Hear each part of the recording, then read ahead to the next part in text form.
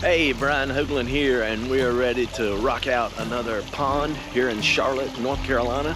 Today we're going to begin a 10 by 12 pond, 2 feet deep, and it's going to have a 5-foot stream. His big reason for wanting a pond was they had just moved into this house, and at their old house they had an old pond. It was actually constructed of wood and some liner, but he needed a new home for his koi. So let me show you what we're going to do. Had a lot of rain this week in Charlotte, but luckily it's flat here and not too much water has accumulated, no puddling, so that's good. The front edge of the pond is going to go in here, and then it's going to come out in this area. And right here you'll see some red paint, and that's where his electrical line runs, so we can't run over that. So pond over here, the front of it, and then it's going to go kind of sideways, meandering, and then we'll have our 5-foot stream on the back end. Okay, so we've got the shape of the pond out, little bit of curve on each side. The signature skimmer 400 will go here, and then the biofalls will go about right here. We'll kind of curve the stream. That should look good. It'll be a depth of 2 feet. Okay, we're starting to dig in our flex pipe that goes to the biofalls. We have to dig it in here because we usually just top it with soil coming out of the pond.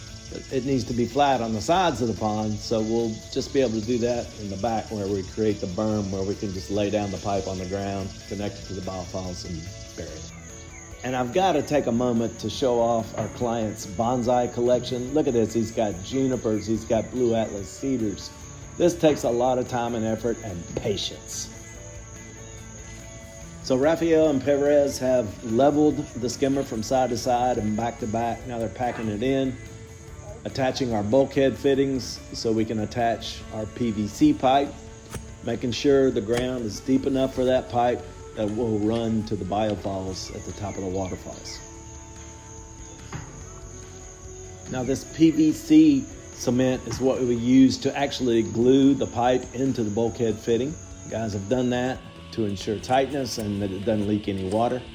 Now, instead of just immediately starting with the excavator to dig out our pond, we've got to start slowly with a hand dig on the edges so we can have a margin for our aquatic plants. We usually use a depth of 16 inches to include a boulder and then some gravel so that the plants can be placed in about 6 inches of water.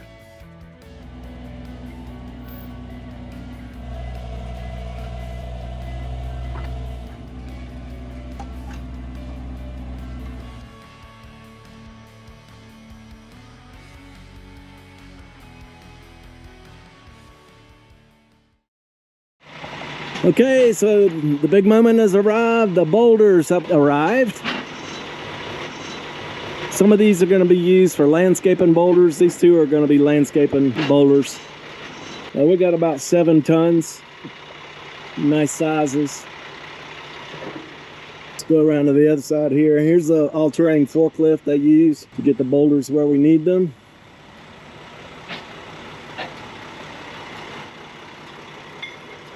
There's some 1 to 2 man size boulders. This is our river gravel, and then some other 1 to 2 man size boulders.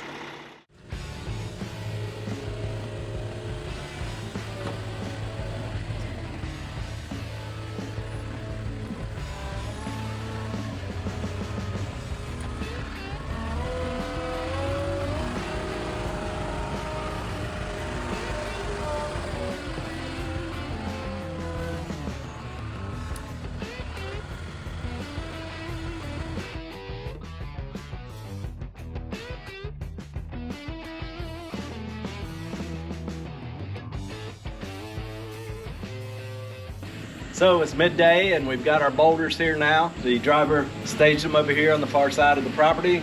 Let's go take a look. We've got our Aquascape skimmer in. It's a 400 unit. And we've got it trenched underground, and up here with all the soil that comes out of the pond, we'll do a big berm. Not too high, but because you don't want it to look like a volcano. That's the important thing. want it to look natural. So some people get carried away with waterfall height and they talk about, oh, I need a 3-foot drop or a 2-foot drop. Well, that's fine if you got a slope, but if you don't, that's very difficult to attain and keep it natural looking. So a more realistic total drop is more like 1.5 feet when you're working with flat ground. So anyway, we'll start moving that dirt over here and creating the berm. We've got our stones over here. This is a 12 by 10 pond. We'll finish excavating it today. And then we'll put down our underlayment and liner. Because it's been raining a lot, I want to get the liner in today and maybe a few rocks in just to weigh it down so we don't have any problems with mud tomorrow morning.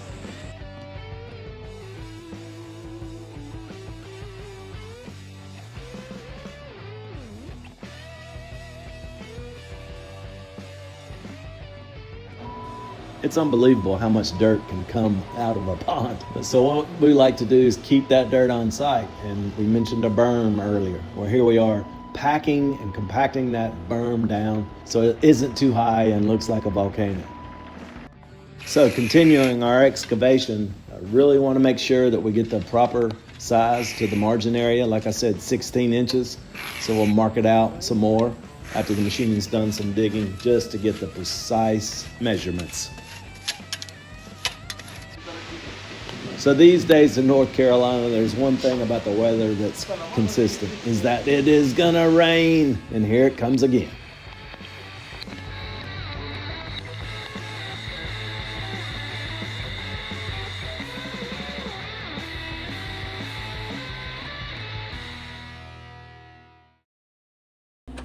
Raphael's compacting a nice berm to give us some height for our waterfall drops. Like I said, we had rain yesterday afternoon, no surprise there. In the last 2 weeks, we've gotten a total of 8 inches of rain in the Charlotte region. But the guys have the pond dug out. Perez did the final details, leveling out the bottom. We're gonna put a fish cave in today, a corrugated pipe, 1 foot in diameter, and it's probably gonna go in that corner right there. Got our liner out. We, as it was raining yesterday, we went ahead and put it in the pond, even though it wasn't finished yet, just to keep it dry so it wouldn't be so muddy this morning. So that worked out well. We got our skimmer in. Soon we'll be rocking in the pond before you know it. So we didn't have quite enough underlayment because of our fish cave, so we just cut off a piece and put it where the fish cave is going. Raphael's setting that in right now expertly, and we'll shortly be ready for the liner. Guys are installing our liner now.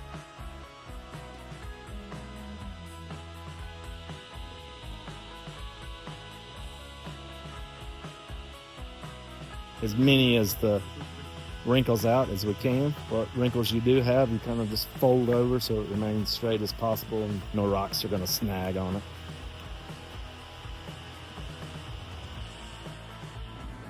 So as you notice, there's no tree coverage around this pond, which instantly leads me to thinking there could be a challenge with predators because it's wide open. So we're going to make his fish cave. We've got the corrugated pipe in there, and we carefully select stones to go around it and mask it so it looks natural.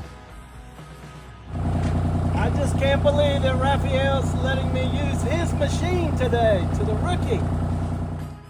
Now, several companies have different ways of strapping, and we've got our own. But the goal consistently is to get the rock settled in as level as possible so it's not going to tip out and fall and cause damage on your project, or even worse, hurt a crew member.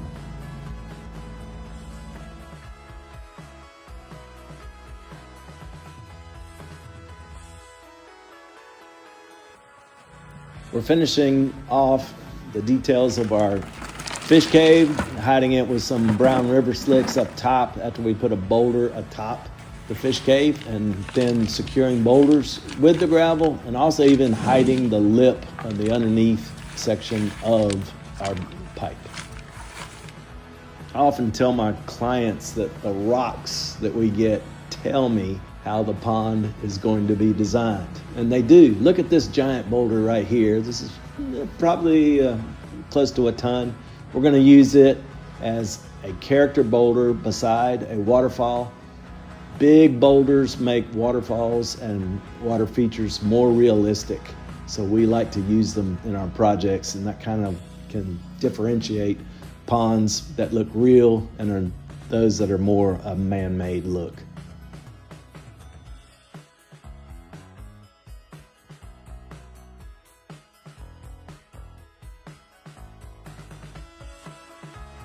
So we're ready to get in our sitting stone where the clients are gonna really be able to relax, sit down, get their feet in the water, and feed the fish.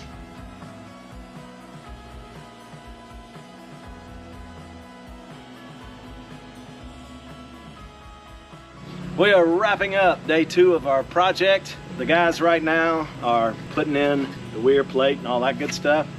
We finished our rock work for the most part in the pond. We ran out of some specific sized stone we need to get it totally finished. We got about 6 feet more. Let me point out some of the interesting artwork. Rock work. Got this nice sitting stone right here. They can sit on it, put their feet in the water, and feed the fish. We're gonna have a nice winding 5-foot stream.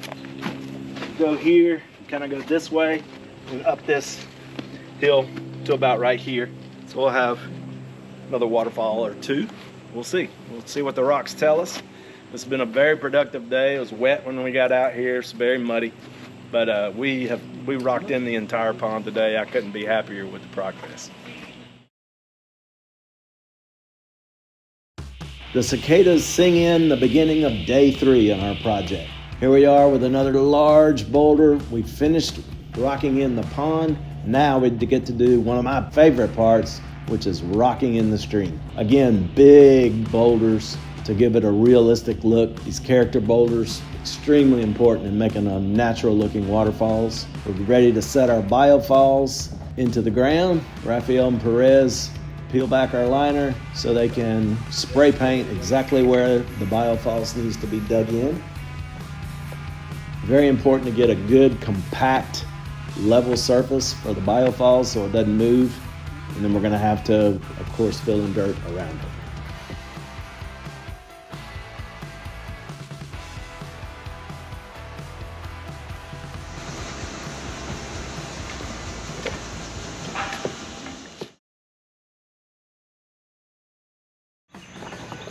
Hey, we're on day 4 of our project in Charlotte, North Carolina, and this is what we got. We're getting ready to test the water, letting some foam dry. There's our waterfalls up there. We are working on the edging work for our pond. Just about ready to get her running.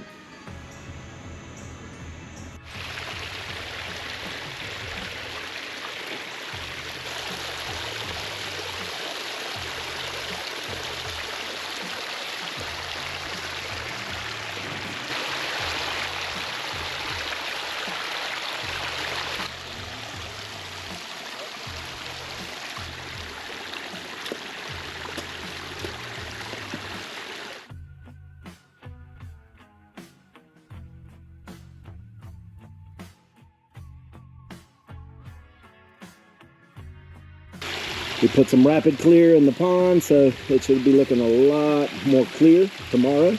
We also added detoxifier for the fish that are coming. We got our aquatic plants in. And of course we added beneficial bacteria to start getting that water to balance and have a nice crystal clear look. The guys are cleaning up, putting man's lion statues back up.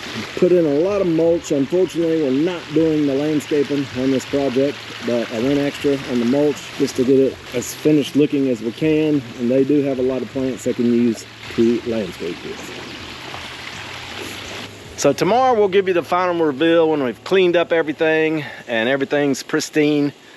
We got to put in lights tomorrow. Got just a few more detail things to do, but after that we are done and we'll go on to the next project and rock it.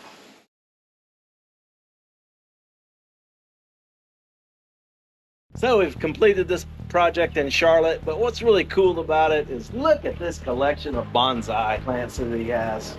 It really takes a lot of patience. It's a great collection. and it really reflects an Asian garden theme.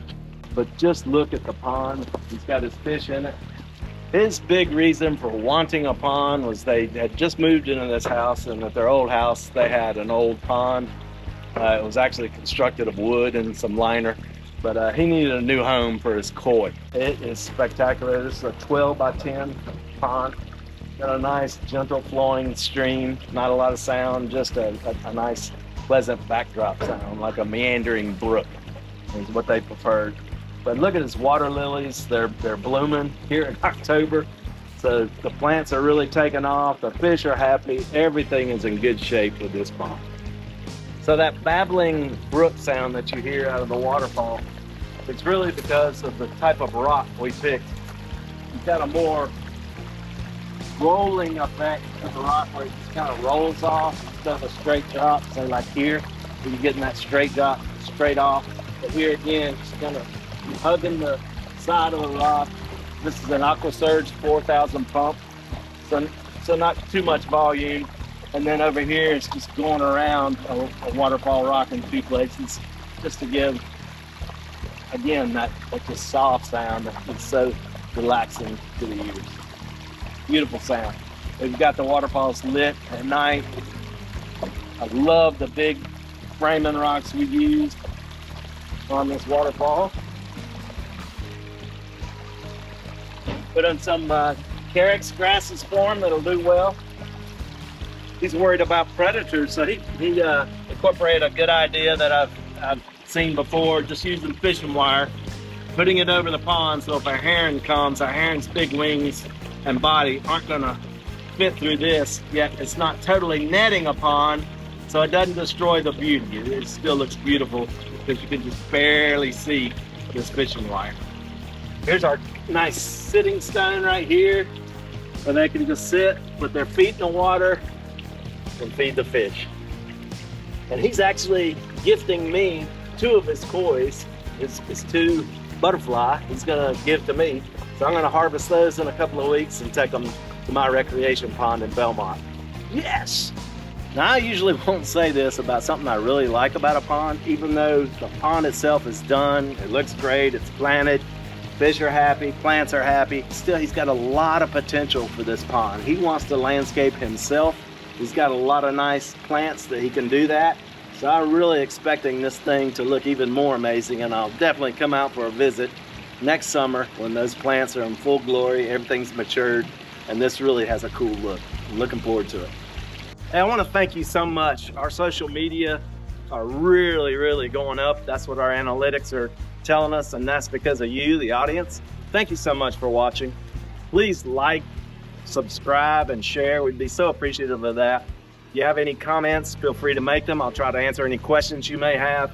But this is another great project we've wrapped up, and it doesn't matter if you've got a small pond, medium size, you want to do a small landscaping job, a fountainscape, some outdoor lighting, we're here to serve you. So please give us a call and let's have a conversation.